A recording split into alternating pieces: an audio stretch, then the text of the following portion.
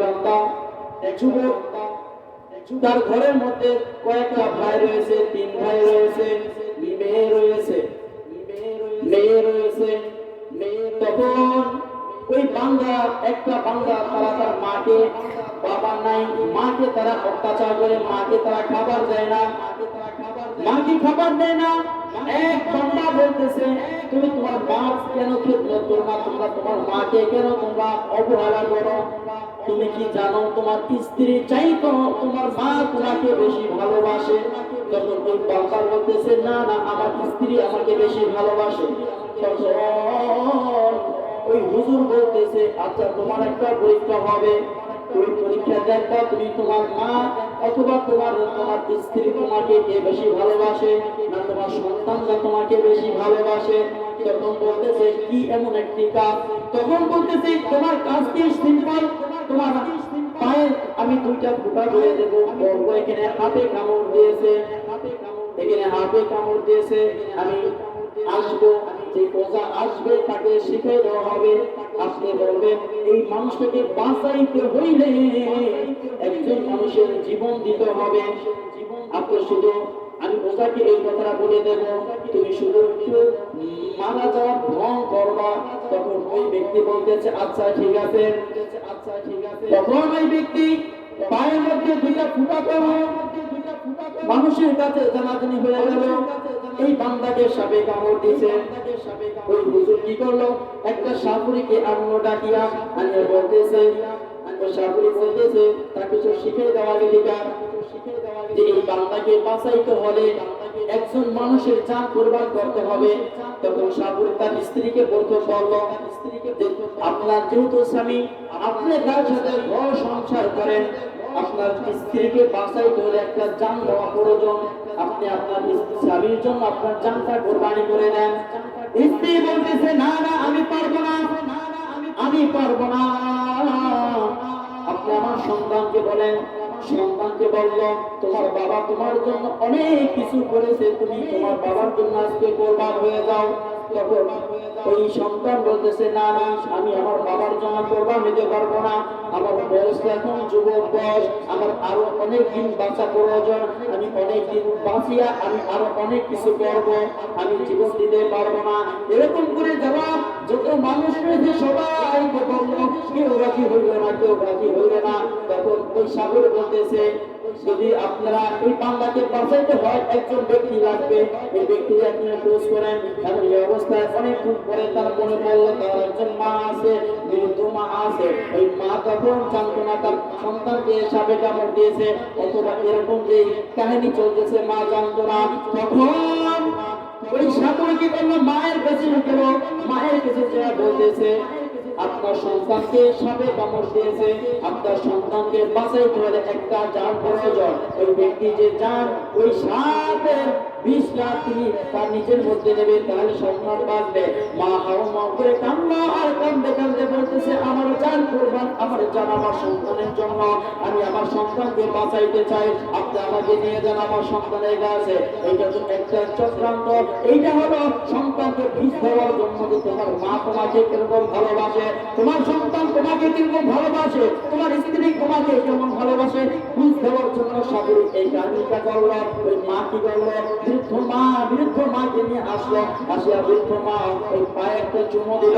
তখন ওই সাগরী বলতেছে, আপনি আর টেনশন করিয়েন না, আপনি পড়ুন, আপনার সন্তান এখনই ভালো হয়ে যাবে। সন্তানরা দেখতেছে তার মা তার সন্তান তাকে বাঁচানোর জন্য কোরবানি হইতে চায় না, জীবন দিতে চায় না, স্ত্রী জীবন দিতে চায় না, কেউ বলতে কেউ জীবন দিতে চায় না। তার বৃদ্ধ মা যে মাকে লাথি দিয়েছে, ধোঁকা দিয়েছে, ভালো মন্দ ঘরে বসে খাইছে, মাকে দেয় নাই, সেই মা আজকে দিনে এত নির্যাতন এত কষ্ট দেওয়ার পরেও ওই মা তার জন্য জীবন দেওয়ার জন্য ঘর থেকে কান্না করিয়া আমার পায়ে চুমো গেল, আমার পা থেকে বিষ নেওয়ার জন্য মা পায়ে মুখ লাগাইল। সন্তান ওই ব্যক্তি তো হুঁশ আছে, কিন্তু দুনিয়ার প্রেক্ষাপট দেখতেছে, ওই সন্তান কাঁদতেছে। তখন ওই সাপে বলতেছে, এখন তুমি ওঠো। তখন ওই বাংলা উঠলো, ওই বাংলা ওঠার পরে সন্তানকে মা বলতেছে, আমি তো বলতেছি না ব্যাপারটাকে। তখন ওই সন্তান মাকে জড়াইয়া করিয়া বলতেছে, মা, আপনি আমাকে মাফ করে দেন, আমি মাগো আমার স্ত্রীর জন্য আমার সন্তানের জন্য আপনার ভালোবাসাকে আমি তুচ্ছ মনে করি না। আমি মা, আমি সন্তান আপনাকে ঠিক মতন খাবার দেই নাই। আমি মা, আপনি মা হয়ে আমি সন্তান আপনাকে আপনার খেদমত করি নাই। আমি আপনাকে ঘুরে ঘুরে রাখছি, আমি ভালো জায়গায় থাকছি, ভালো মন্দ খাইছে, সন্তানদেরকে নিয়ে ভালো মন্দ খাইছে। কিন্তু আজকে আমি দেখলাম মৃত্যুর ঢং করেছি, মৃত্যুর ভাব করেছি। কিন্তু আজকে আমি আল্লাহ পাক রব্বুল আলামিন কিসের জন্য মাকে আপনার আল্লাহ পাক রব্বুল আলামিন পরের স্থান দিয়েছে মাকে। আজকে আমি সন্তান বলতে পেরেছি, মা আপনি আমাকে মাফ করে দেন। আজ থেকে আমি আপনার খেদমতে সর্বদা নিয়োগ থাকবো। আল্লাহু আকবার। আপনার দরবারে আজকে স্ত্রী ভালোবাসা স্ত্রী থাকবেন। আল্লাহ পাক রব্বুল আলামিনের নবী সাল্লাল্লাহু আলাইহি ওয়াসাল্লাম প্রত্যেকটা জায়গায় এক একটা স্ত্রী রেখেছে। মা বাবার স্ত্রী মা বাবাকে রাখবেন, স্ত্রীর স্ত্রী স্ত্রী রাখবেন, সন্তানের জায়গায় সন্তানকে রাখবেন। যখন আপনি আপনার মার স্থানে স্ত্রীকে নিতে যাবেন তখনই আপনার পরিবারের মধ্যে জ্ঞান বাড়বে, তখনই আপনার মার ভালোবাসা আপনার অন্তর থেকে শয়তান দূর করিয়া দেবে। কেননা স্ত্রীকে ভালোবাসা রাখবে, এইটা সুন্নাহ, এটা করতেই হবে। এটা নবী পাক সাল্লাল্লাহু আলাইহি ওয়াসাল্লাম এটা বাধ্য করেছে। স্ত্রীকে আপনারা আঘাত করতে পারবেন না। যদি স্ত্রী বড়ই ভুল করে তাকে এক বিঘা লাঠি দিয়ে আঘাত করতে পারবেন। স্ত্রীর চুল ধরে চাকরি দেওয়া হারাম, এইটাও করতে পারবেন না। ও বান্দা, স্ত্রী ভালোবাসা স্ত্রী জায়গায় থাকবে।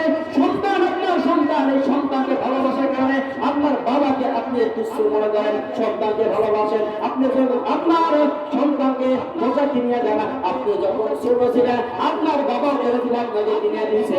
আজ আপনার বাবার টাকা নাই বলে আপনার বাবা আপনাকে দিতে পারে না, আপনার বাবার স্থানে আপনি চলে গেছেন। এখন আপনার দায়িত্ব আপনার সন্তানকে যেরকম মজা কিনে দেন, আপনার সন্তানকে যেরকম টাকা দেন, আপনার বৃদ্ধ বাবাকে আপনার দিতে হবে। এইটা আপনার জন্য খরচ, এইটা আপনার জন্য খরচ। আপনাদের কাছে একটা আর্জি জানাই, সময় অনেক বেশি হয়ে গেছে। বাবা মাকে যদি আপনারা মা বাবার স্থানে না রাখেন, যত ইবাদত করেন, আল্লাহর কসম আল্লাহর কসম আল্লাহর কসম, আপনি যত ইবাদত করেন না কেন আপনার ইবাদত সমস্ত বরবাদ। এটা আমার কথা না, আল্লাহ পাক রব্বুল আলামিনের কথা।